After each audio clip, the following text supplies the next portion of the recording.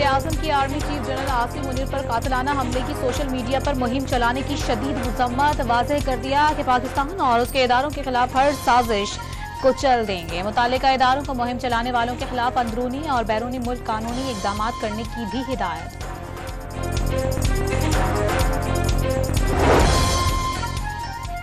भारत ने 1,85,000 क्यूसेक पानी उझ बैराज से दरियाए रावी में छोड़ दिया। आइंदा 8 घंटों में पाकिस्तान पहुंचने का इम्कान है। हाफिजाबाद में 6 फ्लड रिलीफ सेंटर और 12 बोटिंग पॉइंट्स कायम। निगरान वज़ीर आला पंजाब का दरियाए रावी की सूरत हाल का जायजा। इस वक्त पंजाब में कहीं भी सैलाबी सूरत हाल नहीं। भारत ने रूटीन का पानी छोड़ा है। निगरान वज़ीर आला पंजाब की गुफ्तगू। दरिया में बनाए गए घरों को तोड़ने का इशारा दे दिया।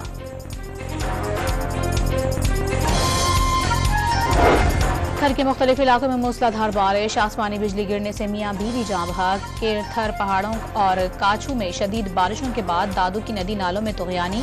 बलूचिस्तान के जिला सोबतपुर में पट फीडर कैनाल में तुग़यानी बरकरार।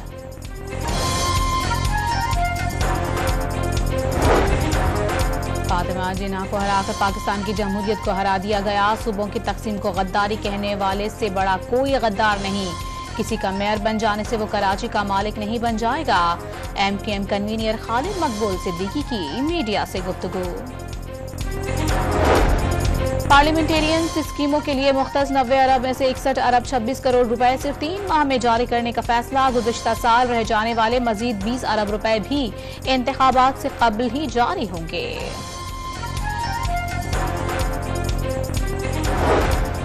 और हैदराबाद में गुज़िश्ता रोज दरिया में डूबने वाले एक नौजवान की लाश निकाल ली गई। एक की तलाश जारी। गुज़िश्ता रोज दरिया में नहाते हुए 3 भाई डूब गए थे। एक को बचा लिया गया था।